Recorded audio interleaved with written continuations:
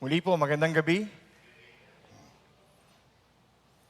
Manatili po tayo sa Jonah, chapter 2. Tapusin po natin ang chapter na ito with 3 verses. Ang title po ng ating message for tonight, Salvation Belongs to the Lord. Salvation belongs to the Lord. I think every time na meron po mga ilang bagay na hindi natin kayang gawin, ang madaling gawin ay pumunta, for example, sa YouTube or sa Google and to ask how to fix this. Naranasan niyo na po ba yun? No? Wala nang tumitingin sa mga manual no? Kapag bumili kayo ng isang bagay, everything ay in just one click. No? And papakita sa inyo, meron pang tutorial. Yan, tutorial on how to fix things. Before, hindi pa uso yung YouTube, meron mga books na tinatawag na dummies, okay? Yung mga things to do, yung mga makakapal na libro, manual na para maging gabay. Ngayon, it's just one click and from there, makikita mo na mas madali na siyang ayusin. I remember nung pandemic, yung aming pong TV, ay nagkaroon ng parang guhit, no? And dahil wala pang budget para bumili, no? Ang hirap manood ng TV kasi parang sinearch ko sa YouTube how to fix yung isang LCD screen na TV, LED na LED ba o LCD? Yeah. And by God's wisdom, merong isang nagkukumpuni talaga ng TV at pinakita kung papaano. At nagawa ko sa pamamagitan lang ng pagbubukas at paglalagay ng isang papel sa isang panel. No? At nakasurvive yung TV po namin for 3 years. Pero nung pangalawa na, so yung una, isang line lang, yung pangalawa, 3 line na, hindi ko na kaya to. Sabi ko. May mga bagay po that we can really, I think, fix. But there are also some things that we can't. Pagdating po sa ating disobedience or rebellion, o problema laban sa Diyos, I think what we are seeing in the book of Jonah, ay hindi po natin kayang i-fix to on our own. We must submit to God's way, kung paano niya po aayusin, i-restore ang ating mga puso, back to Him. At isa sa mga bagay na nakita natin sa Jonah chapter 2 last week, it will be beneficial kung sisimulan po nating ma-realize na we cannot fix ourselves. At yan po yung nangyari mismo kay Jonah. He tried as far as he can, but eventually it turned out bad for Jonah. Nakita natin, the past few verses, it is the Lord who can truly save. Dahil katulad ng babanggitin ni Jonah sa verse 9, salvation belongs to the Lord. Hindi lamang po ito yung redemption o yung plano ng Diyos to redeem God's people, pero ito din ay plano ng Diyos to restore ang ating pong mga puso back to Him. One main truth na gusto nating tignan as we look at verses 8 to 9, rejoice, O Christian, our God saves. Rejoice, O Christian, our God saves. Hatiin natin sa dalawang bahagi ang ating pong pag-aaralan sa gabing ito. Verses 8 to 9, makikita natin, God saves His own. And verse 10, makikita po natin, God saves the lost. God saves His own, and God saves the lost. And ang prayer po natin, later on, as we conclude ang ating sermon, as we look at these 3 verses, makita po natin yung grace ng Diyos on how He saves ang ating pong mga puso mula sa mga counterfeit gods, small g, or idols. At makita natin how the Lord can prepare us to also be an instrument of God's grace para po sa mga mananampalataya pa sa Kanya. Take a look at verses 8 to 9. God saves His own. God saves His own. Sabi po sa verse 8, ang mga sumasamba sa mga Diyos-Diyosan ay hindi naging tapat sa inyo. What a bold declaration po mula kay Jonah. And si Jonah, just in verse 8, ang gusto niyang sabihin, he's rejecting any kind of false worship. He's rejecting yung pamamaraan kung papaano mamuhay ang isang tao sa mundo. He's rejecting, as sa Ingles, ang tawag, worthless idols. Ito yung mga Diyos-Diyosan, others are kathang-isip, others are man-made, others ay graven images. At in the scripture ni Jonah sa verse 8, they are worthless. Pero kahit na worthless yung description ni Jonah, the whole world is following idols. Now, ano yung gusto din pong ipaalam sa atin ni Jonah in verse 8? Ang mga pagano pong Diyos-Diyosan ay powerless, worthless. Wala pong kakayahan para tulungan ng mga taong sumasamba sa mga ito.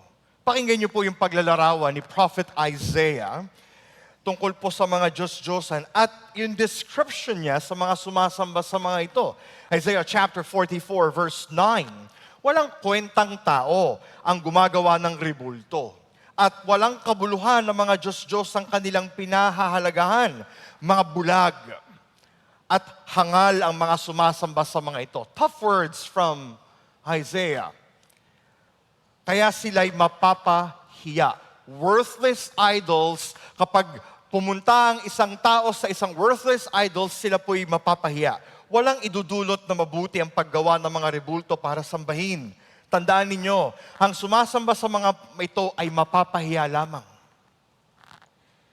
Ang mga gumagawa nito ay tao lamang, kaya't magsama-sama man sila at ako'y harapin, sila'y matatakot at mapapahiya rin. Galing mismo sa salita ng Diyos. At marahil, alam din po ito ni Jonah. Isaiah chapter 44, verses 18 to 19. Ang mga taong gayon ay mga mangmang. At hindi inuunawa ang kanilang ginagawa. Tinakpan nila ang kanilang mga mata, sinarhan ang isipan sa katotohanan. Hindi na nila naisip na ang kaputol na ginawa nilang rebulto ay ginamit na panggatong sa pagluluto ng tinapay at karning kanilang kinain. Hindi man lamang nila itinanong sa kanilang sarili kung hindi kaya karumal-dumal ang sumasamba sa isang pirasong kahoy. Worthless idols. Mga kapatid, ang mga taong ang pag-asay nasa mga Diyos-Diyosan ay hindi po makakatagpo ng tunay na pag-ibig mula sa Diyos. Kaya ganun na lamang po yung hatred now ni Jonah. Ang tawag po sa kanila ay bulag sa pagmamahal ng Diyos. Ang mahal nila ay actually yung kanila pong mga sarili.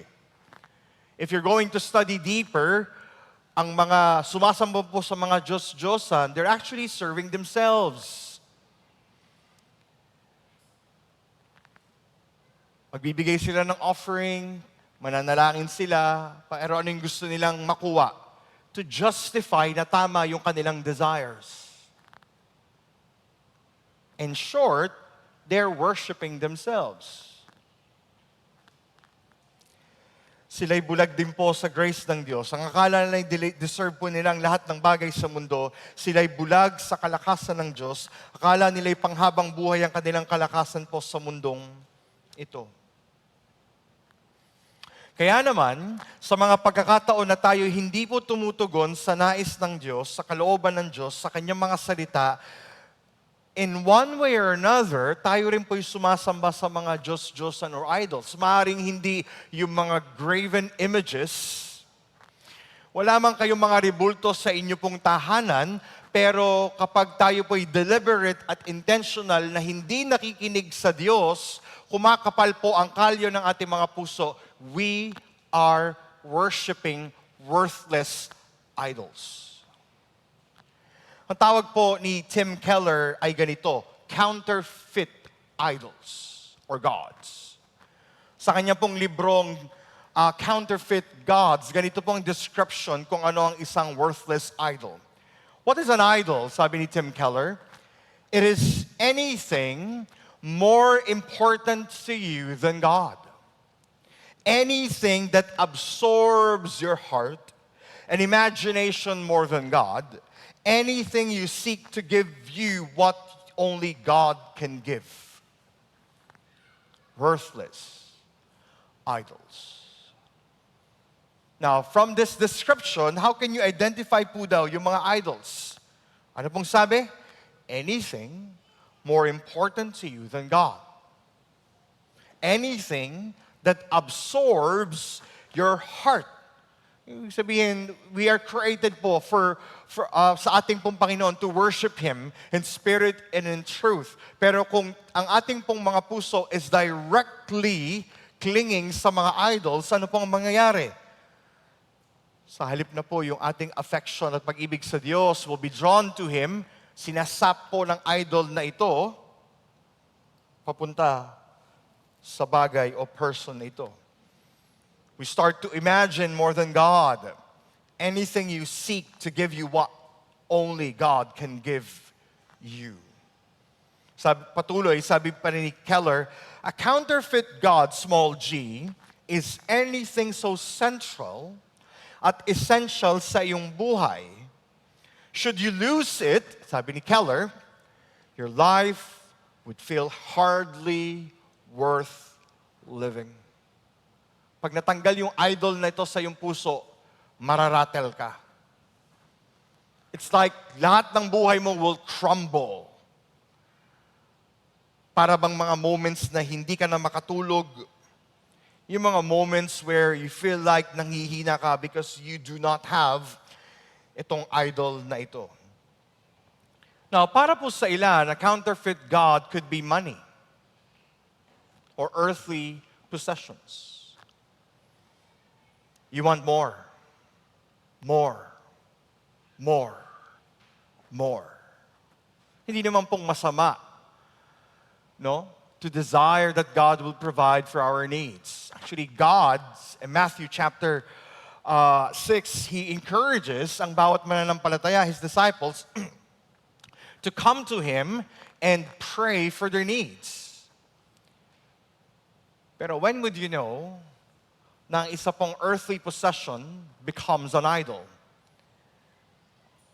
Kapag ito po'y nagiging sagabal na sa mismong pagsamba natin sa Diyos. For others, this could be intimacy. Ano ba ibig sabihin nun? More experience, maybe outside of marriage. We find po our identity on what we post, for example, in social media.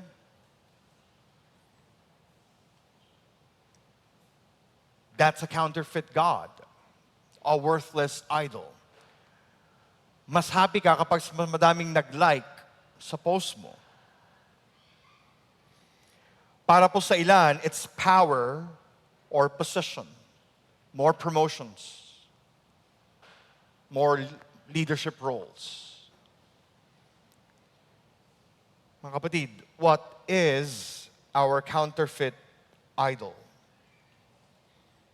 At para po sa mga Christians din sa loob ng church pong ito, pagpapatuloy ni Keller, making an idol out of doctrinal accuracy. Ibig sabihin parang talagang, kapag merong isang person na hindi mo katulad pagdating sa ilang mga doctrines, you start, to become prideful. Ministry success or moral rectitude or righteousness leads po to constant internal conflict, arrogance, self-righteousness, and oppression to those who differ po sa inyong mga pananaw. And this is real. This is real. But see in declaration ni Jonah, sa English po, those who pay regard to vain idols, worthless idols, forsake their hope of steadfast love. Ano pong ibig sabihin? Ibig sabihin, when God's people po, kapag ang mga hinirang ng Diyos will start to turn to worthless idols. Ito po yung problema ng Israel. And this is also our problem. When we turn to worthless idols, ano po yung hindi natin nararanasan? Yung steadfast love ng Diyos. Gusto ring sabihin ni Jonah, ito yung mga idols nito, hindi naman talaga kayo mahal niyan eh. Hindi talaga kayo mahal niyan. They're just trying to use you. Ginagamit lang kayo niyan. At the more na tayo'y po'y nagpapalinlang, then we will fail to experience yung unfailing, unstoppable, steadfast love ng Diyos. Kaya para kay Jonah, natuto na po siya ng leksyon. So how can we overcome the counterfeit gods and idols? The solution is not to fix it. Naniniwala po ko yung solution, katulad ng gustong ipakita sa atin ni Jonah. Look at verse 9. He starts with the word, but. Ngunit sa Tagalog. So kung patuloy man ang ilang mga tao in pursuing worthless idols, vain idols, si Jonah meron na pong new desire. Ginamit ng Diyos na pagtuturo ang tiyan ng isang malaking isda. Nagkaroon ng new desire si Jonah. Tatlong resolved. Makikita natin sa verse 9. First, tingnan niyo po yung unang resolve ni Jonah. He will sing and give thanks. He will sing and give thanks. Ano sabi ni Jonah? Verse 9. Ngunit, aawit ako ng pasasalamat. So, meron na pong turn ng puso. There's a new desire na ipinagkaloob ang Diyos kay Jonah. Hindi na pagbaling sa mga worthless idols. Now he's turning to God. Napatunayan na po ni Jonah noong siya'y nasa bangka at sa gitna ng dagat na walang kapangyarihan ng mga Diyos-Diyosan para iligtas silang lahat. Marahil tinawag na nila ang ilang pang mga santo, particularly mga tripulante, pero wala pong sumagot sa kanila. Bakit? Dahil silang lahat na tinatawagan ng mga Diyos-Diyosan ay hindi po tunay na Diyos. There is only one God. Sabi sa Isaiah chapter 42 verse 8, Ako si Yahweh, yan ang aking pangalan. Walang makakaangkin ng aking karangalan. Ang papuri sa akin, hindi sa counterfeit gods. Tingnan niyo po yung response ni Jonah. Siya'y aawit ng merong pasasalamat. Paano mo malalaman na kapag ang isang Kristiyano starts to turn away from his worthless idols? He's going to sing a new song, pero hindi na song para sa mundo, pero na song for the Lord. Mga kapatid, yung pag-awit po sa kultura ng mga Hudyo ay pagpapahayag ng kagalakan sa mabubuting gawa ni Yahweh. Ito din yung kanila pong pamamaraan to connect deeply with the Lord. Kaya nga meron po tayong the Book of Psalms, 150 songs na inaawit sa kanya pong templo to remind them of what God has done. They sing the prayers to the Lord. At si Jonah ay masaya pong umaawit kay Yahweh, aawit sa kanya. Dahil siya po mismo ay naranasan niya yung pagliligtas ng Diyos. God saves His own. At sa halip na maranasan niya yung puot o galit ng Diyos, what's the right response? Siya'y mananalangin at aawit.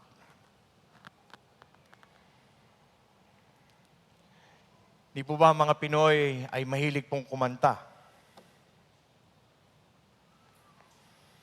Pag nakahawak pa lang ng mic sa karaoke, alam mo na. O, ikaw na sis. Brad, ikaw na. Ayoko. 22559. Pakiclick lang. Di ba? Mabilis. Alam na, alam mo na. Pero yung pag-awit natin is just, parang minsan, pakita lang na magaling ka, pakita lang na marunong kang kumanta, di ba?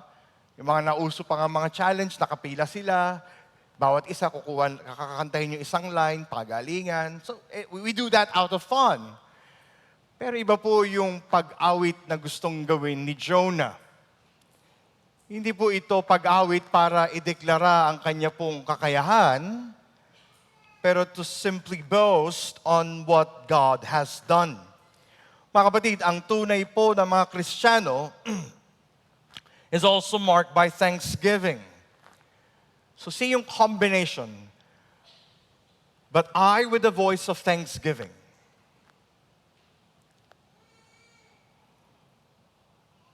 He's ready to turn sa Diyos. And when we sing to the Lord with thanksgiving, hindi po ba yun din ang mark ng tunay na pagsamba? Makita natin na si Jonah mismo is turning away from worthless, vain idols because God saves His own. Hindi lang po yun. Still, look at verse 9.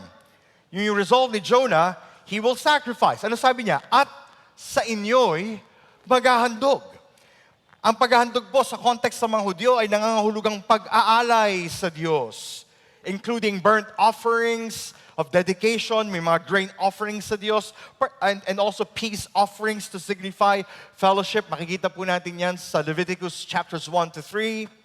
At anong gustong sabihin ni Jonah? Handa na po siyang ialay ang kanyang buhay. He's going to sacrifice, which means he's ready to submit. Ready na siyang sumunod sa anumang directive ng Diyos sa kanya. He will sing, he will give thanks, he will sacrifice. Third, he will commit. Tingnan niyo po yung verse 9. Tutuparin ko ang aking mga pangako.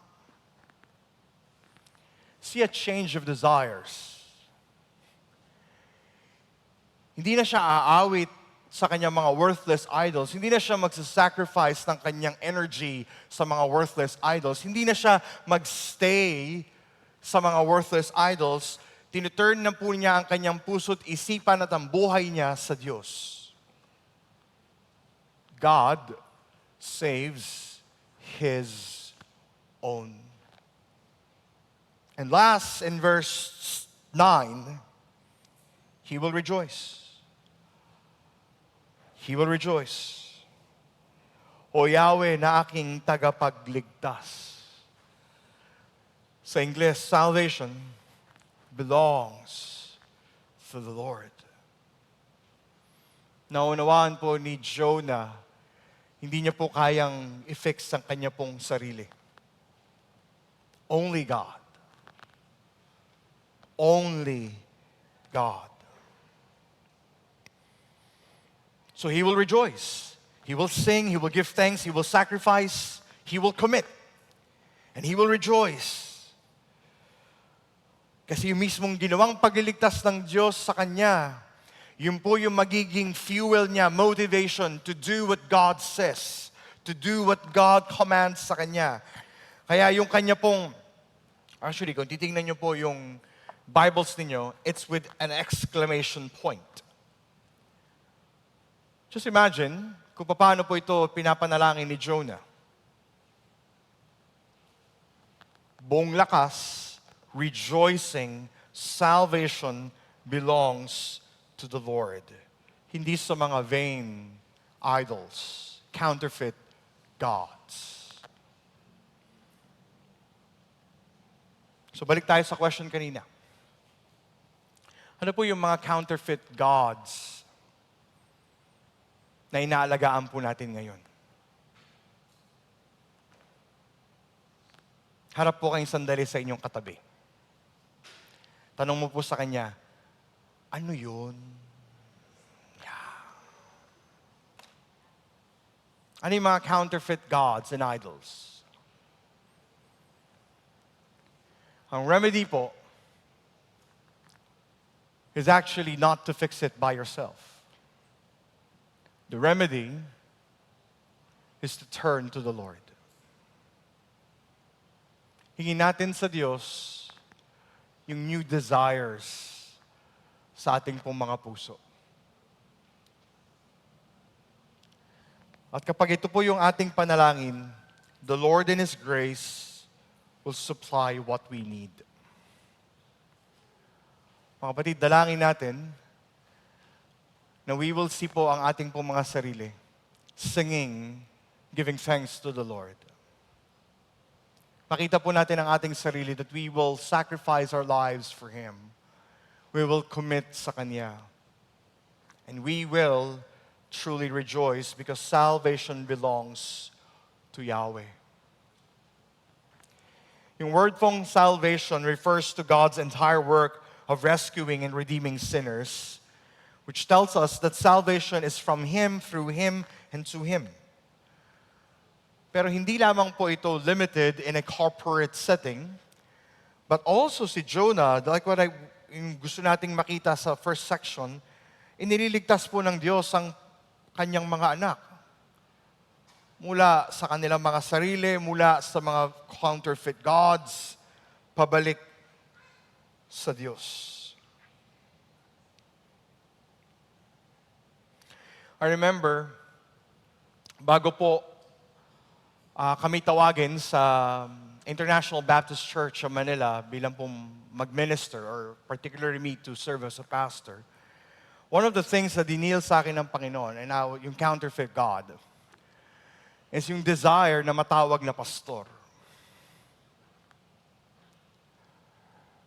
It's like, kapag tinawag kang pastor, it's just, you're going to preach, you're going to do this and that. So, mas na-incline yung puso ko sa mismong position and title itself. And ang grace ng Diyos is even before kami lumapit o mag-say yes sa IBCM, the Lord has dealt ang aking pong puso.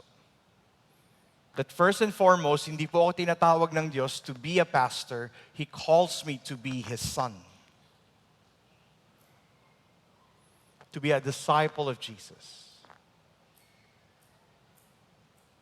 Yes, alam ko po na merong desire sa aking pong puso to serve, to shepherd. Pero kung hindi po ako magiging careful, I can easily fall in a trap.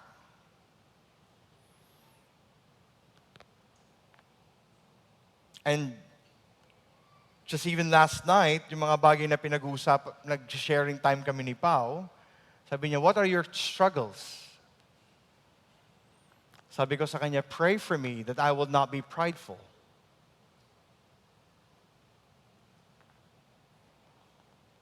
Sa mga bagay na ginagawa ng Diyos sa ating iglesia, it's easy to be prideful. That can be a counterfeit God. Instead, Psalm 34:8, to magnify the Lord with me. Wait, mali pala yung pagkabigkas ko. Oh, magnify the Lord with me. And let us exalt His name together. Mga kapatid, the Lord saves His own. Ano man po ang ating mga counterfeit gods today, may God save you. So turn to Him. Paniwalaan natin na itong mga counterfeit gods and idols po will not ultimately satisfy ang ating pong desires, ang ating pong mga puso. Only God will satisfy it. Because salvation belongs to the Lord, we turn our eyes sa Kanya. We look to His glorious power to save. Ibig sabihin, the Lord deserves our praise. He deserves our whole lives. He deserves our service. He deserves all glory and honor. Therefore, rejoice, O Christian. Our God saves. Our God saves. Now, let's apply this corporately, bilang isang iglesia.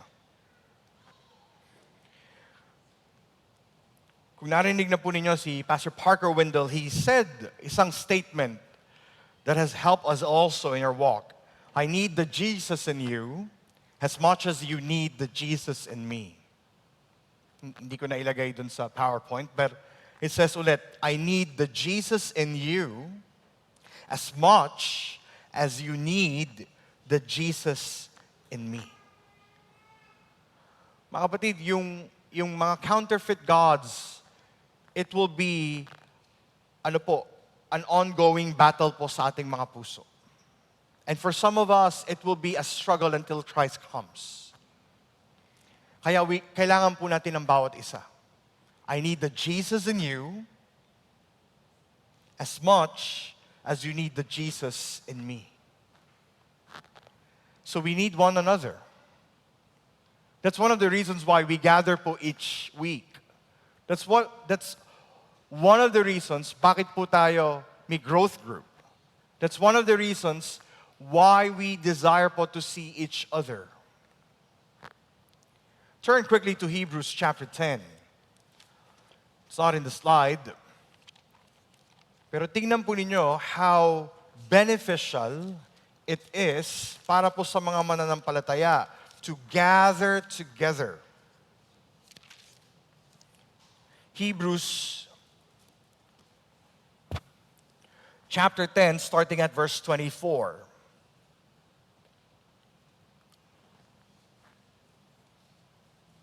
And let us, makailang ulit na pong binanggit ng author ng Hebrews, yung word na let us. Start in verse 22, let us draw near. Verse 23, let us hold fast. Then in verse 24, let us consider. Let us consider how to stir up one another to love and good works, not neglecting to meet together, as is the habit of some, but encouraging one another. I need the Jesus in you as much as you need the Jesus in me.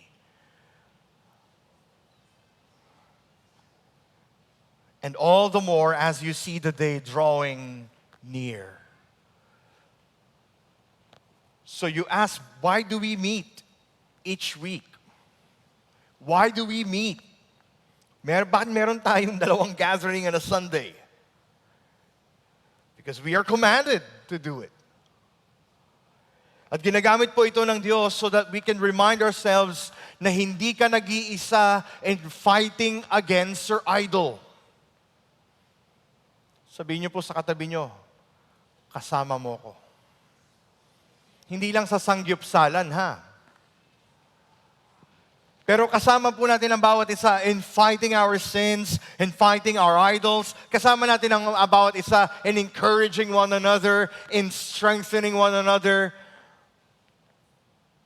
At meron mga pagkakataon we're going to actually fail one another.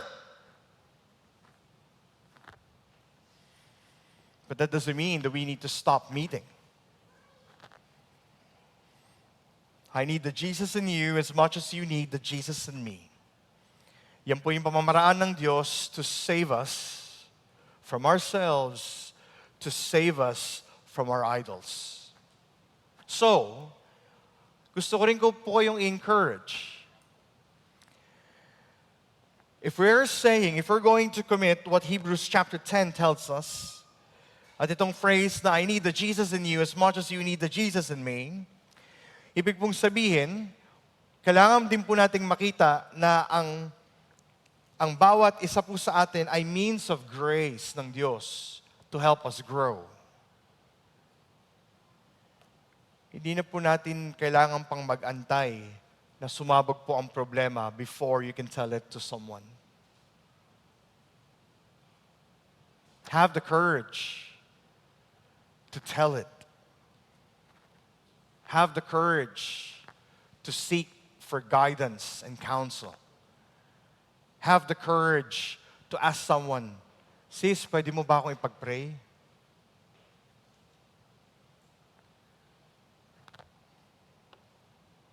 Kasi ibig ding sabihin po nun, we trust na we cannot fix ourselves. We trust ng Diyos in His grace and mercy can save us at gagamitin niya ang kanyang iglesia to do that purpose. Rejoice, O Christian, our God saves. And last, look at verse 10.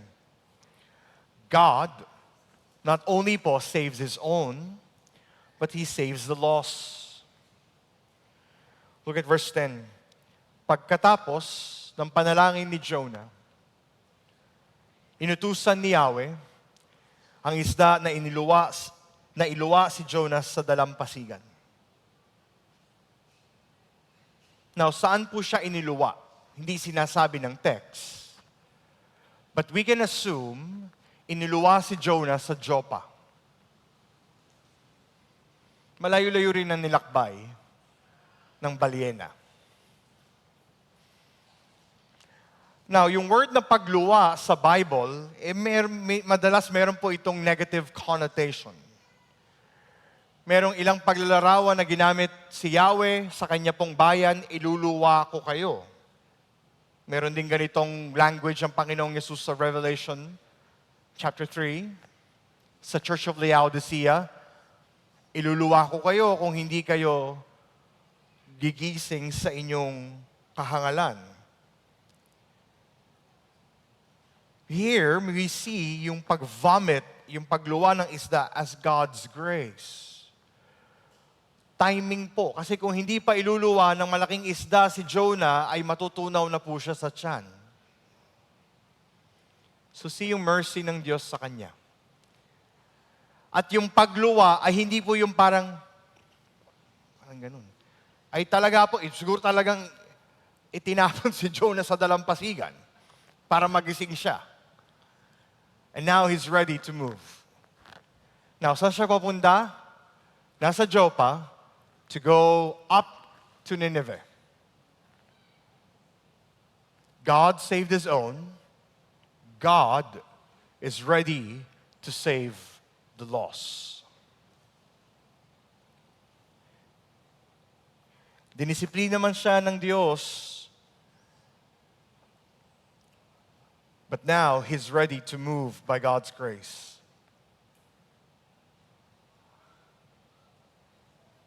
And you see na yung hindrance ng Diyos ay yung hindrance kay Jonah to do yung mismong nais ng Panginoon para makarinig ng mabuting balita ang mga taga Nineveh. God has overcome yung puso pong ito. Though later on, in chapter 4, you're going to see meron pang mga residual effects ng katigasan ng ulo si Jonah. No? But in chapter 3, let's rejoice kasi susunod siya sa Diyos. Tignan natin yung chapter 4. Dadaan po tayo doon. But you see that ready na si Jonah and nag-aantay na ang Nineveh. What will be their response?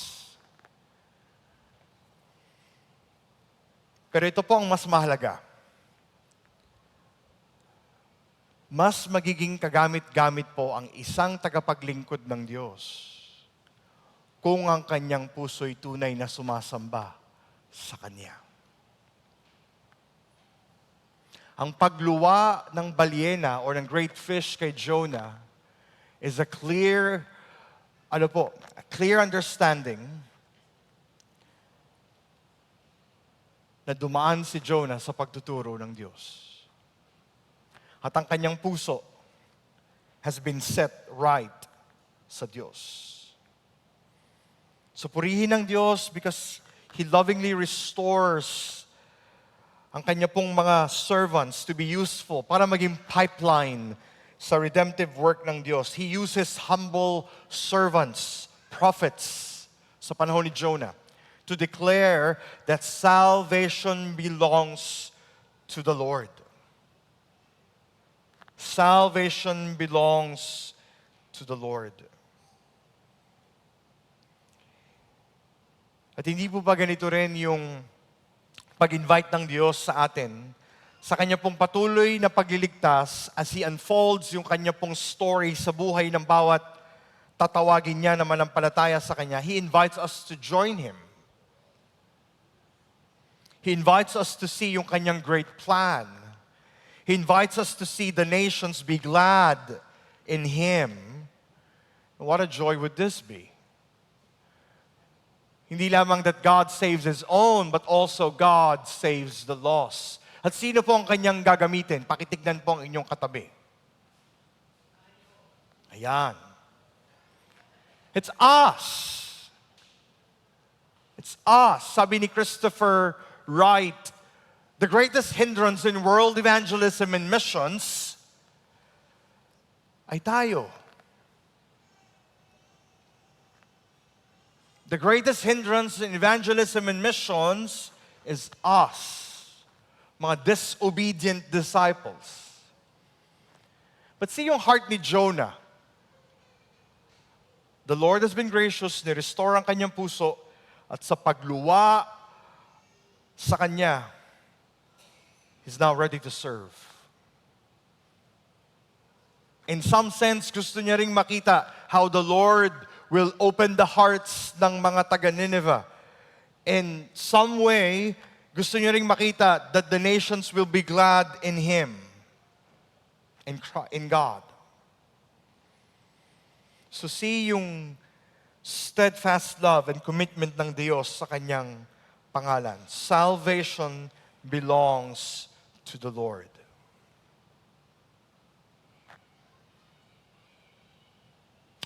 At sa ministry ng ating Panginoong Yesus, in the book of Mark, chapter 10, verse 45, ganito po ang sabi ni Jesus, "For even the Son of Man came not to be served, but to serve, and to give His life as a ransom for many." Ang ating Panginoong Yesus did not only come for Nineveh, pero siya din po ay naparito sa atin so that He may save you and me. Si Jesus was a faithful servant. Hindi siya iniluwa dahil sa kanya pong katigasan ng ulo, pero He was sent to us so that we may experience what it means for to be served by a great servant. At ang kanya pong paglilingkod has cost many lives to come back sa Kanya. At bilang mga mananampalataya and members of Kalulut Baptist Church and those who are children of God, meron po tayong wonderful opportunity to see how Jesus Christ saves. Meron tayong magandang opportunity to see how the nations will be glad. So do not be a hindrance. So do not be a disobedient servant. Dahil naging tapat ang ating Panginoong Yesus in serving us to the point of death on the cross, we can also serve others faithfully. We can also see yung steadfast love and commitment ng Diyos to His name. Oh, rejoice, O Christian, our God saves. So you think about yung ilang pong mga mahal sa buhay na wala pa kay Kristo. Mga schoolmates, mga workmates, mga kapitbahay na wala pa sa ating Panginoong Yesus. Let's invite them to rejoice also sa Diyos because He truly saves.